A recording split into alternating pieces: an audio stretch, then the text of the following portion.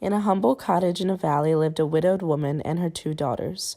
She lived in her dirty bedchamber, eating small amounts of food, nothing fancy but milk and bread. On her farm, the widow had 3 hogs, 3 cows, and a sheep named Molly. She also had a cock named Chanticleer, who could crow with the stars more beautifully than anyone had ever heard. Chanticleer had 7 hens for wives, but loved one, Pertelote, the most out of all. One night, when the 2 lovebirds were sleeping on a perch, Chanticleer began to groan because of a nightmare. Ugh. Pertelote awoke and was angry at Chanticleer. I cannot so cowardly as to fear a dream.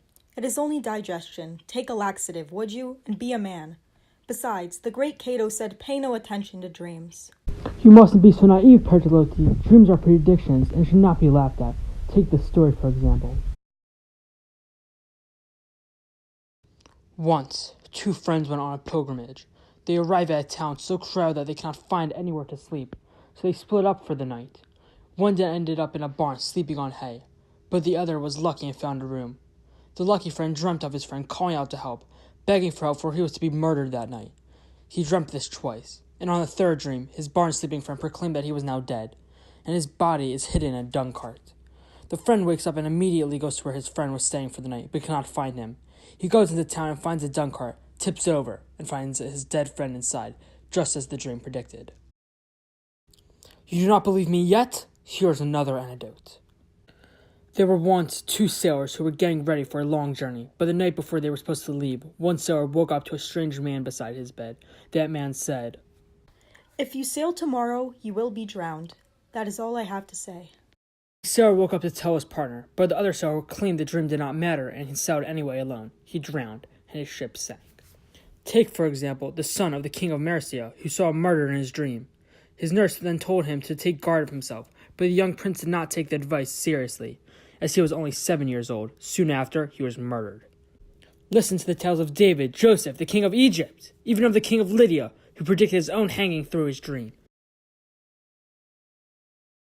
Look at the importance of these dreams, Pertelote. I will not take the laxative you give to me, for dreams do matter. But alas, I will soothe your complaints. Let's forget about this, and think about how beautiful you are. Your grace makes me defy all nightmares. Chanticleer flies down to the grain, followed by all of his wives and Pertelote. That is the end of Chanticleer's story. Here is his adventure. One sunny morning soon after, Chanticleer is strolling with his 7 wives. However, danger lurked near, as a cunning fox who has lived in the woods for 3 years now was hiding in the bushes. While Pertelote is sunbathing with 6 other hens, and Chanticleer is singing so beautifully, he stops as he spots the fox. A fox! Caw-caw! Gentle sir, alas, where are you going? Are you afraid of me, your friend? I only came to hear you sing.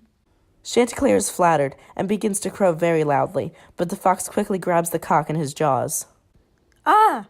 The old widow with her daughters, cows, Chanticleer's wives, and the hogs all chase the fox, screaming like their hearts were going to break, into the forest. If I were you, I would turn to them all and say, you are going to eat me. As the fox opens his mouth to speak that line, Chanticleer flies out of his mouth and onto a nearby tree, out of reach of the fox. No more shall you through your flattery get me to close my eyes and sing. For he who knowingly blinks when he should see, God never let him thrive.